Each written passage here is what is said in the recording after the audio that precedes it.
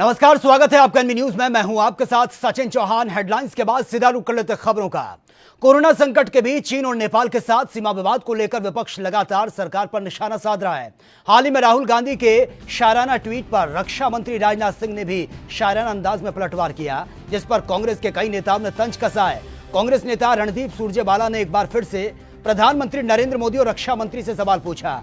Tweet कर उन्होंने कहा कि अगर विपक्षी पार्टियों के चुनाव चिन्हों को नीचा दिखाने की कवायद खत्म हो जाए तो राष्ट्रहित की ओर भी अपना ध्यान उनको डालना चाहिए। कृपया नेपाल द्वारा भारत माता की सरजमी को अपने नक्शे में शामिल करने के बारे में देश को बताएं। जब काला पानी, लिपुलेख और लिम्पियाधुरा भारत मातृभूमि का अभिन्न अंग है, तो एक मित्र देश नेपाल इस पर अपना हक क्यों जता रहा है? जब नेपाल संवैधानिक संशोधन पारित कर देगा तो क्या स्थिति और नहीं उलझेगी? आप राष्ट्रहित की रक्षा के बारे में बता रहे हैं।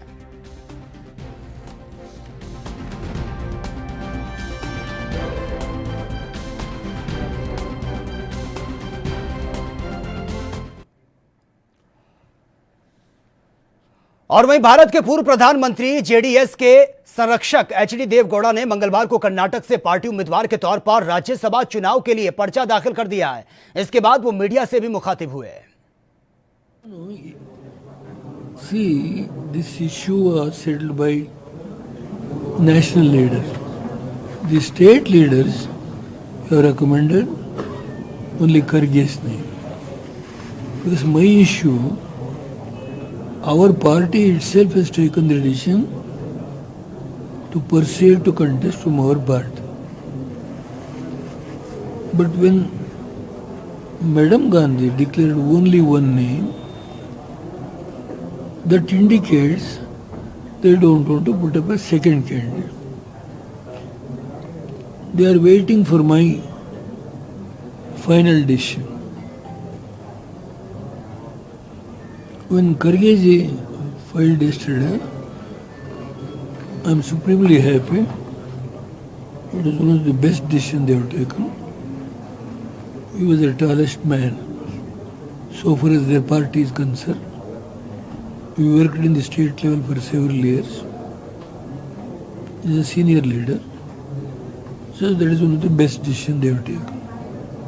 At the same time, there were several aspirants, even in Congress.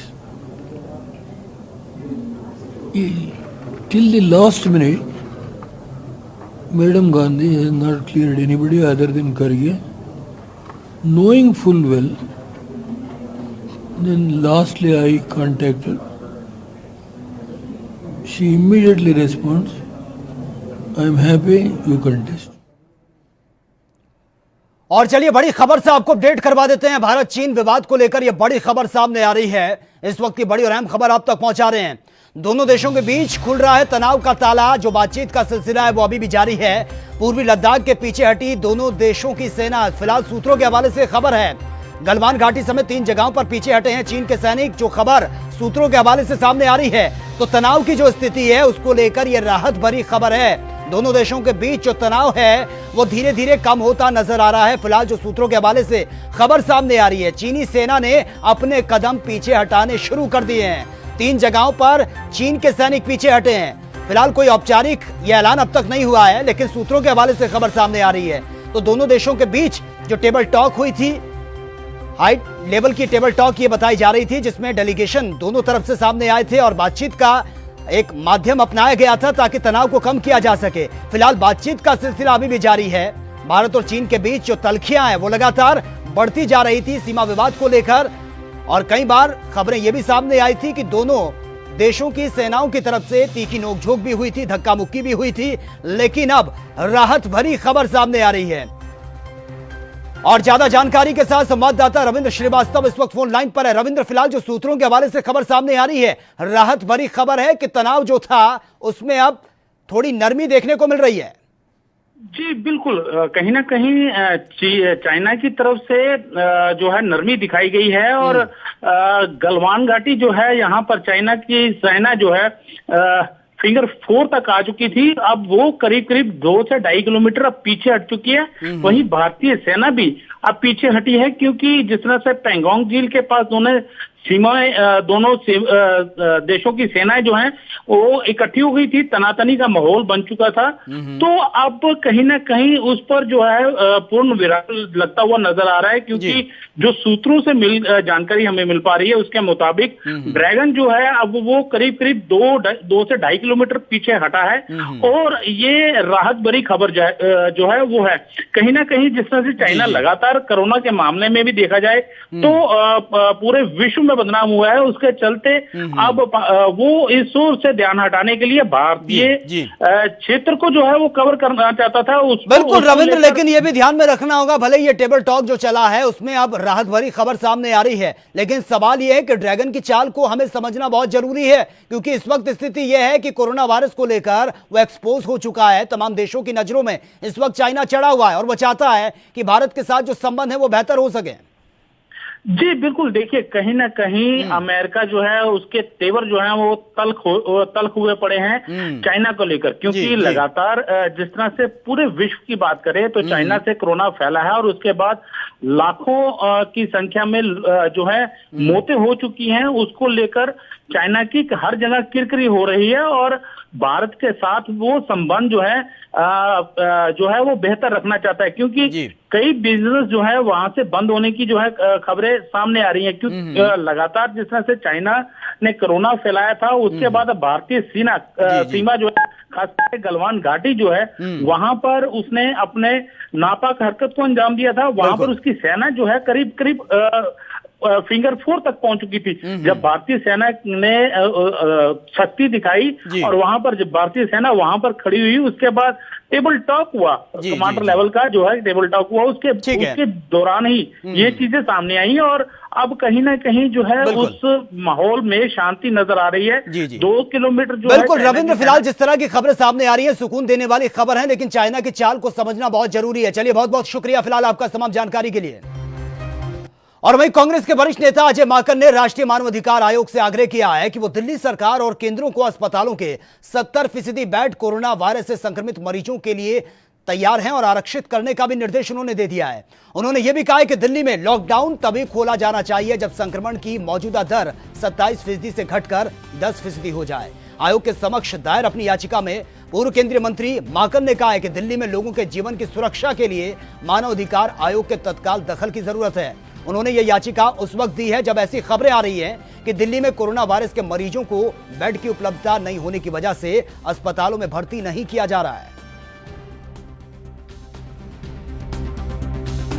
देखिए, बड़े दुख की बात है कि दिल्ली के अंदर जहां पर एक तरफ दिल्ली के मरीज अस्पताल दर दर भटक रहे हैं, उनको अस्पताल में जगह नहीं मिल रही, वहां पर दिल्ली के अंदर अस्पताल के बेड्स खाली पड़े हुए हैं। दिल्ली सरकार के खुद के 4400 डेडिकेटेड बेड्स में से 70% बेड्स उनके वेकेंट हैं, खाली हैं, कोई उनके अंदर किसी मरीज को नहीं डाल रहे और मरीज दर दर भटक रहे हैं। दिल्ली जो है एकमात्र ऐसा शहर है जहां 57,000 हॉस्पिटल बेड्स हैं। हमारे केंद्र सरकार के 16,700 हॉस्पिटल बेड्स केंद्र सरकार और एमसीडी के पास हैं, उसमें से सिर्फ 1500 बेड्स इन्होंने कोविड के लिए डेडिकेट और तैयारी करी है। तो हमारा मानव अधिकार आयोग को यह कहना है कि जो दिल्ली सरकार, केंद्र सरकार, प्राइवेट, ये तीनों हॉस्पिटल्स के 70% बेड्स कम से कम डेडिकेट होने चाहिए और उसकी तैयारी होनी चाहिए। सिर्फ डेडिकेट करने के अखबार में निकालने से नहीं, उसके लिए पीपीई किट्स होने चाहिए, उसके लिए वहां पे टेस्टिंग की व्यवस्था होनी चाहिए, उसके लिए वहां पर वेंटिलेटर्स 20% बेड्स के वेंटिलेटर्स का जो रेशियो है वो होना चाहिए। तो इसकी तैयारी तो करें। जब दिल्ली में है हमारे बेड्स तो फिर लोगों को दर दर क्यों भटकना पड़े। दूसरा हमारा ये कहना है कि कल पहली बार दिल्ली के अंदर टेस्टिंग रेट 50% गिरा दिए गए।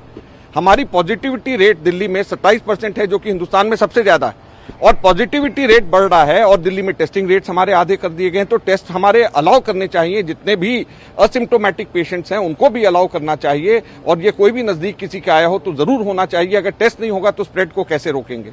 फिर डॉक्टर महेश वर्मा कमेटी ने अपनी सिफारिश दी है जिसमें 42,000 बेड्स की बात करी है, 20% इसके वेंटिलेटर्स की बात करी है। उसकी तैयारी करने के लिए केंद्र सरकार और दिल्ली सरकार को ये लोग आदेश जारी करें।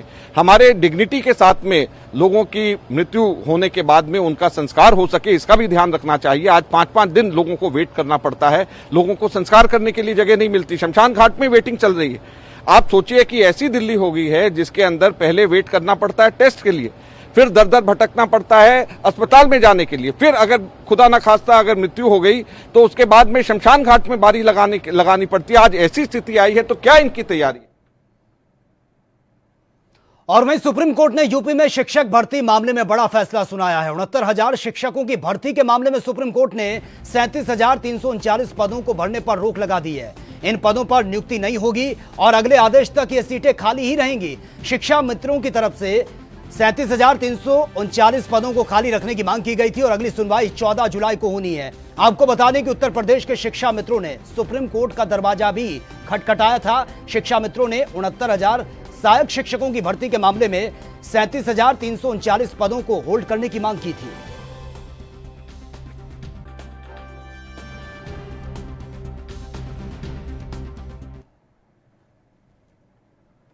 और वहीं बीजेपी नेता ज्योतिरादित्य सिंधिया और उनकी मां को कोरोना हो गया है। दोनों को दिल्ली के मैक्स हॉस्पिटल में एडमिट किया गया है। सिंधिया को गले में खराश थी और बुखार की शिकायत भी थी, जिसके बाद वो अस्पताल में एडमिट हुए हैं। जब उनकी जांच की गई तो उनमें कोरोना की पुष्टि हुई है। बताया जा रहा है कि ज्योतिरादित्य सिंधिया और उनकी मां माधवी राजे सिंधिया को 4 दिन पहले से मैक्स से साकेत में एडमिट करवाया गया था। जानकारी के अनुसार सिंधिया में कोरोना के सिम्टम्स मिले थे, लेकिन उनकी मां में कोई लक्षण नहीं थे। आज दोनों का टेस्ट रिपोर्ट पॉजिटिव पाई गई है। अब दोनों का इलाज चल रहा है।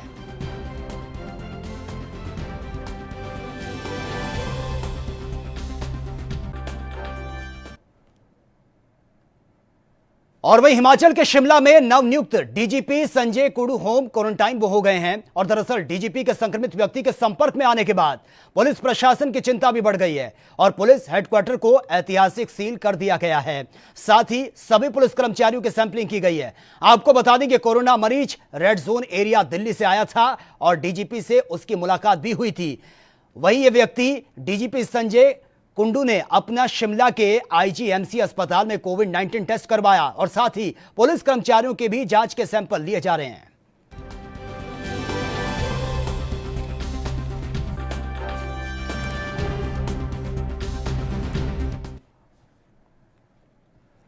और वहीं मुंबई में कोरोना वायरस का आतंक लगातार बढ़ता जा रहा है। इसी बीच मुंबई के शताब्दी हॉस्पिटल से एक बार फिर से लापरवाही का मामला सामने आया। हॉस्पिटल द्वारा मिली जानकारी के अनुसार आपको बता दें कि एक व्यक्ति कोरोना पॉजिटिव पाया गया था, जिसका इलाज शताब्दी हॉस्पिटल में चल रहा था।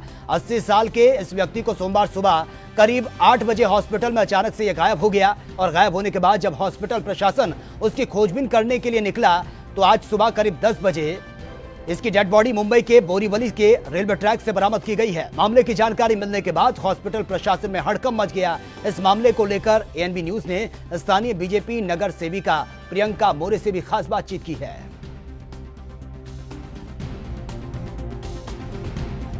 कोरोना काल में मुंबई के हॉस्पिटलों में लगातार शिकायत आने लगी है। इस समय उपस्थित है मुंबई के शताब्दी हॉस्पिटल, बीएमसी का यह हॉस्पिटल है, काफ़ी बड़ा हॉस्पिटल माना जाता है।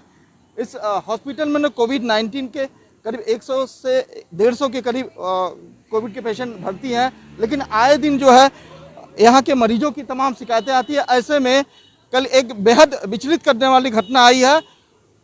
मुले नाम का एक बंदा जो कल सुबह 8 बजे के करीब कोविड हॉस्पिटल से जो है गायब हो गया, उसकी जो डेड बॉडी आज मुंबई के कांदुली स्टेशन के पास मिली है। किस तरह से, किस परिस्थितियों में वो बाहर गया, क्यों बाहर गया, ये जानकारी नहीं है। यहाँ की स्थानीय नगर सेविका उनसे जानकारी लेंगे कि किस तरह से क्या घटनाएं हुई थी और किस वजह से जो है वो गायब हुआ और जो गायब हुआ शख्स है मुले, उसकी जिम्मेदारी किसकी बनती है। जी मैडम बताइए। विठ्ठलमुळे जो गेला, म्हणजे विठ्ठलमुळे म्हणून 80 वर्षाचे मैडम हिंदी 80 विठ्ठलमुळे वो 80 साल का गृहस्थ थे। उन्होंने वो निकलने का प्रयास लिया क्योंकि उसको कुछ सुविधा नहीं मिली होगी, ऐसा मेरा कहना है। क्योंकि इधर कुछ भी नहीं मिलता है, टाइम पे दवा नहीं मिलता है, कुछ भी नहीं मिलता है। ऐसे लोग हैं जैसे कि क्वारंटाइन भी करने जितना किया है ना, उन लोगों का भी मुझे फ़ोन आता है, मैडम हम लोगों को कुछ पानी नहीं मिला, चाय नहीं मिला, ये नहीं मिला। लेकिन इधर ये ऐसा सुविधा देना बहुत ज़रूरी है।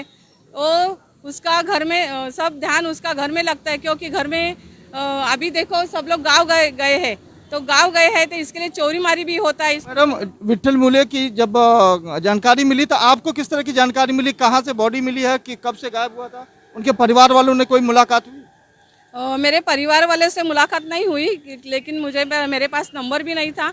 और अभी मैंने डॉक्टर कवड़े हैं उनके पास से सब जानकारी ले लिया और उन्होंने बोला कि ये हॉस्पिटल में सुबह 5:30 बजे तक था और 5:30 बजे के बाद में वो किधर निकल गया। तो बोरीवली से हमारे हॉस्पिटल में कंसल्ट टीम में उसका डेथ बॉडी आया, तभी हमको मालूम गिर गया कि वो डेथ हो गया करके, ऐसा उन्होंने कहा। ये पूरी घटना की जिम्मेदारी किसको देती है, आप किसको मानती हैं? घटना की जिम्मेदारी तो जो टाइम पे जो ड्यूटी पे थे उन लोगों का ये था ना कि वो लोग ध्यान रखते थे तो वो नहीं जाता था, क्योंकि वो लोग नहीं सो गए होंगे, इसके लिए तो वो निकल गया ना। अभी बाजू वाला पेशेंट को तो वो बोल ही नहीं सकते, ऐसे ही निकल गया ना। बाजू वालों को भी मालूम नहीं हो गया क्यों गया, क्योंकि उसको ऐसा लगा कि अपने इधर कुछ सुविधा नहीं है, कुछ नहीं है। बतौर नगर सेविका आप किस तरह की इनके ऊपर कार्रवाई की मांग करती है? कार्रवाई तो होना ही चाहिए, क्योंकि प्रमोद नगरकर ने अभी इतना सालों साल से मैं देखती हूँ, पहला तो डॉक्टर अंग्रेज साहब थे, लेकिन थोड़ा बहुत ध्यान था उसका, स्वच्छता भी थी। अभी स्वच्छता भी नहीं है और पेशेंट का तो कुछ भी ख्याल नहीं रखते, उसके ऊपर कार्रवाई होना चाहिए। जाहिर सी बात है, स्थानीय नगर सेविका, इनका साफ तौर पे कहना है कि जिस वक्त जो ड्यूटी पर था उसकी जिम्मेदारी बनती है, वहीं यहाँ के जो डीन है प्रमोद नगरकर, इनके ऊपर कार्रवाई होनी चाहिए, ऐसी मांग यहाँ के स्थानीय नगर सेविका कर रही है। कैमरा पर्सन अशोक गुज्जर के साथ प्रकाश सोनी, एनबी न्यूज, मुंबई। और वहीं हरियाणा के डिप्टी सीएम दुष्यंत चौटाला ने उपराज्यपाल सत्यदेव नारायण आर्य से मुलाकात कर यूनिवर्सिटी और छात्रों के मुद्दे पर राज्यपाल से बातचीत की है। इसके अलावा इनेलो पर भी जमकर निशाना साधा। और बहुत से हमारे रिसर्च प्रोजेक्ट्स दिन प्रतिदिन पेंडिंग हुए जा रहे हैं, क्योंकि पिछले दिनों हमने भी 300 की एक बैठक बुलाकर तमाम साथियों से इस पर चर्चा भी करी कि यूनिवर्सिटी, क्योंकि सभी यूनिवर्सिटीज़ के चांसलर इमाम हैं, उनको कैसे फंक्शनिंग में लाया जाए, उसके ऊपर चर्चा हुई है। ख़ास तौर पर जो पोस्ट ग्रेजुएट और पीएचडी करने वाले रिसर्च स्टूडेंट्स हैं, उनको वापस कैंपसेस के अंदर लाया जाए, क्योंकि अगर हमारी रिसर्च आज हिंडर करती है तो सालों की मेहनत का पानी खाने की बात है। मेरी एचयू के वीसी से भी इसके ऊपर चर्चा हुई और वाइस चांसलर से भी चर्चा हुई कि ऐसे लोग जिनको इंडियन नेशनल लोकदल के सुप्रीमो काली भेड़ कहा करते थे, ये ऐसे लोग जिनने 5 साल विधानसभा के अंदर चौधरी ओम प्रकाश चौटाला जी के लिए ऑन रिकॉर्ड अब शब्द बोलने का काम किया, विधानसभा में घुसने से लेकर बाहर जाने तक उनके साथ दुर्व्यवहार किया। आज उनको अगर संगठन में जोड़ा जा रहा है तो मैं मानता हूँ कि अपने आप में इंडियन नेशनल लोकदल अपने इतिहास को देख लें। और जहाँ जेजेपी की बात है जी, हमारे प्रदेश अध्यक्ष ने कल क्लियर कर दी कि संगठन का विस्तार भी होगा, बदलाव भी होगा, और आगामी चाहे वो बाई इलेक्शन हो, चाहे उसके बाद प्रदेश के अंदर और जो हमारे म्यूनसिपल इलेक्शंस की बात हो, जिला परिषद के इलेक्शंस की बात हो, जो 2021 में ड्यू है, गंभीरता के साथ एक कार्यकर्ता उन कार्य। और चलिए खबरों में आगे बढ़ेंगे, लेकिन उससे पहले बड़ी खबर से आपको अपडेट करवा देते हैं। उत्तर प्रदेश के प्रतापगढ़ से यह बड़ी खबर सामने आ रही है। नशे में टल्ली सिपाही की शर्मनाक करतूत सामने आई। यह बड़ी खबर है। नशे में धुत होकर वो ड्रामा करता रहा और कई घंटों तक यह ड्रामा चलता रहा। चाय की दुकान पर डांस करते हुए वीडियो सोशल मीडिया पर तेजी से वायरल हो रहा है। शराबी सिपाही की करतूत पर अब एक्शन में इंस्पेक्टर नजर आए हैं। ये आप देख सकते हैं, सोशल मीडिया पर यह वीडियो तेजी से वायरल हो रहा है। यह चाय की दुकान जिसके बाहर ये महाशय नशे में झूमते हुए नजर आए हैं और जमकर यह डांस कर रहे हैं। नशे में टल्ली सिपाही की शर्मनाक करतूत, ये आप देखिए। चाय की दुकान के बाहर हाथ में चाय का प्याला और ठुमके लगाते हुए नजर आ रहे हैं। दरअसल ये नशे की हालत में बिल्कुल टल्ली हैं और आलम यह है कि इनको यह भी ख्याल नहीं रहा कि इनके शरीर पर खाकी है, इन्होंने वर्दी पहनी है, ऑन ड्यूटी ये हैं। आप अंदाजा लगा सकते हैं कि गंभीरता जो है वो साफ तौर पर नजर आ रही है। उत्तर प्रदेश के प्रतापगढ़ से, जहां पर बार बार यह कहा जाता है कि मुख्यमंत्री योगी आदित्यनाथ इस तरह की लापरवाही को बिल्कुल भी बर्दाश्त नहीं करते, लेकिन उसके बावजूद इन महाशय को बिल्कुल भी डर नहीं है।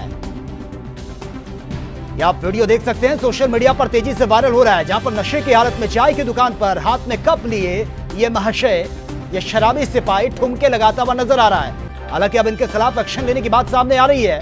जो इंस्पेक्टर हैं वो काफी सख्त नजर आए। अब इनके खिलाफ एक्शन लेने की बात उन्होंने कही है। नशे में टल्ली सिपाही की शर्मनाक करतूत का ये वीडियो सोशल मीडिया पर तेजी से वायरल हो रहा है। ये तस्वीरें आपके सामने, ये वीडियो आप देख सकते हैं। प्रतापगढ़ का ये वीडियो है। चाय के ठेले के बाहर हाथ में कप लेकर मदमस्त झूमते हुए नजर आ रहे हैं। इनको ये भी डर नहीं है कि खाकी में ये वर्दी ये पहने हैं, ऑन ड्यूटी शराब के नशे में ये डांस कर रहे हैं, और इनको बिल्कुल भी डर नहीं है कि इनके खिलाफ एक्शन लिया जाएगा तो इनकी नौकरी भी जा सकती है।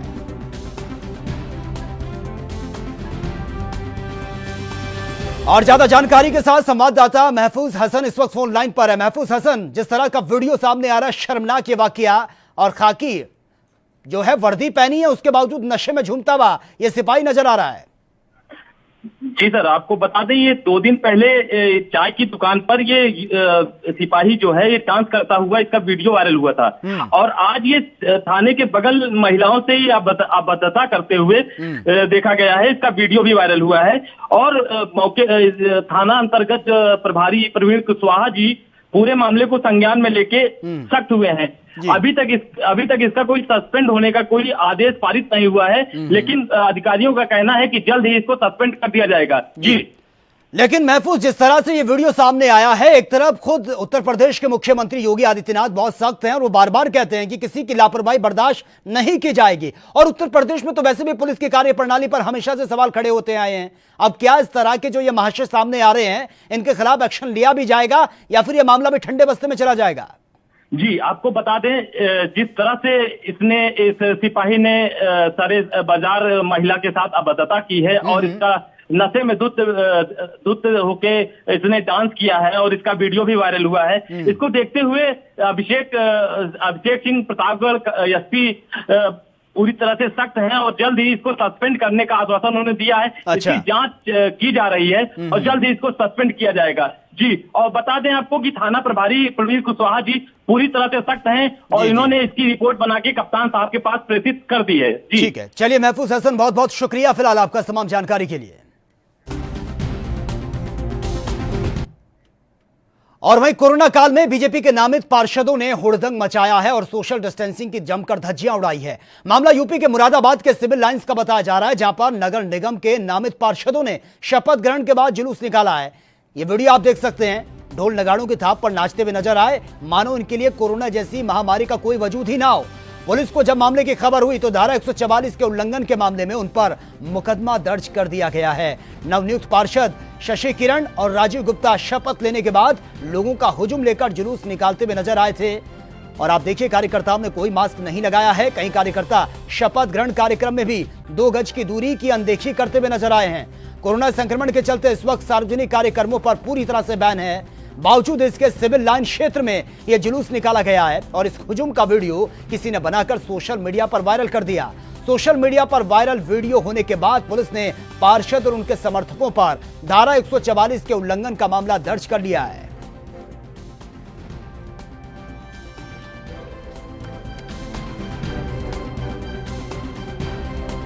इसको लेकर मैं यही कहना चाहूँगी कि पार्टी ने मेरे पे विश्वास किया, संगठन ने मेरे पे विश्वास किया, और मैं पार्टी के लिए दिन रात काम करूँगी। संगठन के लिए जो भी संगठन के आदेश दिशा निर्देश होंगे उसके अनुसार मैं चलूँगी, कभी किसी बात का उल्लंघन नहीं करेंगी ऐसे कोरोना को देखते हुए, कोरोना महामारी को देखते हुए। मैं जनता से यही अपील करूँगी कि हमें खुद को पहले सुरक्षित रखना है, खुद को बचाना है। और वहीं भुवनेश्वर आईएमडी के वैज्ञानिक ने एचआर बिस्वा ने प्री मॉनसून को लेकर अहम जानकारी देते हुए क्या कुछ कहा है वो भी सुन लेते हैं। अभी हाँ, लो प्रेशर जो है, अभी लो प्रेशर कल का जो हमारा साइक्लोनिक सर्कुलेशन इस सेंट्रल बे ऑफ बंगाल में था, उसका प्रभाव में लो प्रेशर हो चुका है। तो लो प्रेशर अभी इस सेंट्रल बे ऑफ बंगाल पर है। इसका मूवमेंट वेस्ट नॉर्थ वेस्टवर्ड ही रहेगा, तो हमारा उड़ीसा कोस्ट का तरफ ही रहेगा। हाँ, तो वो वेस्ट नॉर्थ वेस्टवर्ड जो होता है उड़ीसा कोस्ट का तरफ ही होता है। बट ये लो प्रेशर है, ठीक है, लो प्रेशर थोड़ा वेल मार्क हो सकता है। इसका वजह से हमारा मेन जो हमारा इम्पैक्ट है उसमें बारिश, साउथ उड़ीसा का कुछ डिस्ट्रिक्ट्स में heavy to very heavy rainfall होगा, जैसे हमने कुछ दिन पहले से ही बोल रहा है। हम लोग 4-5 दिन पहले से ही हम लोग बोल रहे हैं, एक्सपेक्ट कर रहे हैं जो कुछ डिस्ट्रिक्ट्स में आपका heavy to very heavy rainfall होगा। अभी अगला 24 घंटा के लिए जो हम लोग फोरकास्ट दिया है इसमें ज़्यादा रेनफॉल का नहीं है। मेनली साउथ उड़ीसा में मैनी प्लेसेस में लाइट टू मॉडरेट रेनफॉल होगा और नॉर्थ में फ्यू प्लेसेस में होगा, नॉर्थ में कम रहेगा। इसमें थंडरस्टॉर्म के साथ बारिश हो सकता है, हेवी रेनफॉल भी 1-2 जगह में हो सकता है, गंजाम, गजपति, कोरापुट, मयूरभंज डिस्ट्रिक्ट्स में। और चलिए एक और बड़ी खबर से आपको अपडेट करवा देते हैं। उत्तर प्रदेश से यह बड़ी खबर सामने आ रही है। इस वक्त की बड़ी और अहम खबर आप तक पहुंचा रहे हैं। आपको बता दें कि शिक्षक भर्ती घोटाले में सरकार ने एक्शन लिया है। यह बड़ी खबर आप तक पहुंचा रहे हैं। 11 लोग जो गिरफ्तार हुए हैं इस पूरे मामले को लेकर। शिक्षक भर्ती घोटाला यह मामला सामने आया था। मायावती ने की थी सीबीआई जांच की मांग, जिसमें 11 लोगों को गिरफ्तार किया गया है। यह बड़ा एक्शन लिया है योगी सरकार ने शिक्षक भर्ती घोटाले पर और 11 लोगों की अब तक गिरफ्तारी हो पाई है इस पूरे मामले में। और आपको बता दें कि इससे पहले मायावती ने भी सीबीआई जांच की मांग की थी इस पूरे मामले को लेकर। यह बड़ा घोटाला सामने आया था और लंबे समय से इस मामले को लेकर सीबीआई जांच की मांग भी चल रही थी। फिलहाल 11 लोगों को गिरफ्तार किया गया है, पूछताछ उनसे की जा रही है और इस घोटाले में कई और बड़े नाम भी सामने आ सकते हैं। यह बड़ा घोटाला सामने आया था, शिक्षक भर्ती का यह घोटाला है जिसमें 11 लोगों पर गाज गिरी है। और फिलहाल खबरें यही हैं कि जैसे जैसे ये कड़ी दर कड़ी खुलेगा मामला तो कई बड़े लोगों के नाम इसमें सामने आ सकते हैं। तो फिलहाल 11 लोग जिनको गिरफ्तार किया गया है और अभी कई और नाम इसमें सामने आ सकते हैं। मायावती ने भी इस पूरे घोटाले की सीबीआई जांच की मांग की थी और फिलहाल ये बड़ी खबर आप तक पहुंचा रहे हैं। योगी सरकार ने बड़ा एक्शन लिया है शिक्षक भर्ती घोटाले पर और 11 लोगों को इस घोटाले में गिरफ्तार किया गया है। खबरें यहां तक भी हैं कि जैसे यह मामला इसकी परतें आगे खुलेंगी तो कई बड़े नाम इसमें सामने आ सकते हैं। उन पर भी गाज गिरना लगभग तय माना जा रहा है। फिलहाल 11 लोग जिनकी गिरफ्तारी की खबर सामने आ रही है, पूछताछ उनसे की जा रही है और आगे कई बड़े नाम इसमें सामने आ सकते हैं। तो यह बड़ा घोटाला सामने आया था। लंबे समय से इस पूरे मामले को लेकर सीबीआई जांच की मांग भी चल रही थी। मायावती ने बकायदा इस पूरे घोटाले को लेकर सीबीआई जांच की मांग की थी। और ज्यादा जानकारी के साथ संवाददाता पुनीत मोहन इस वक्त फोन लाइन पर है। पुनीत, जिस तरह से यह मामला सामने आया था, शिक्षक भर्ती घोटाला, 11 लोगों को गिरफ्तार किया गया है, क्या कुछ जानकारी आपके पास? देखिए, सीधे तौर पे जिस तरीके से 69,000 शिक्षक मामले में शुरू से ही सवाल खड़े हो रहे हैं और कांग्रेस पार्टी और बीएसपी कहीं ना कहीं सवाल खड़े करते हुए नजर आ रही है और सीधे तौर पर जिन्होंने परीक्षा दी उन्होंने भी सारा किताब की मांग करी थी और सीधे तौर पर उन्होंने ये मांग करी थी कि जो भी मूल्यांकन हुआ है वो सही नहीं हुआ है। कोर्ट में ये मामला गया था और उसके आदेश के बाद सीधे तौर पर एसटीएफ को जांच सौंपी गई और जांच सौंपते ही एक्शन शुरू हो गया। इसमें सबसे बड़ा मामला खुल करके तब सामने आया जब एक जो शिक्षक पास हुआ था उससे प्रयागराज से एक एसपी ने भारत के राष्ट्रपति का नाम पूछा और वो नाम नहीं बता पाया। उसके बाद कहीं ना कहीं जो ये बयानबाजी चल रही थी उसको एक हवा मिली और हुआ है, क्योंकि कई बार शिक्षक के उत्तर प्रदेश में पहली बार नहीं, इससे पहले भी शिक्षक घोटाले हो चुके और शिक्षक माफियाओं की हर सरकार में चलती है। और सीधे तौर पे कहीं ना कहीं ये मामला जब कोर्ट में गया उसके बाद इस पर रोक लग गई है और अब एसटीएफ के पास जांच है और 11 लोग अब तक गिरफ्तार किए गए हैं। जी बहुत बहुत शुक्रिया फिलहाल आपका तमाम जानकारी के लिए। तो फिलहाल इस बुलेटिन में मेरे साथ इतना ही। तमाम खबरों के लिए आप बने रहिए एएनबी न्यूज के साथ। नमस्कार।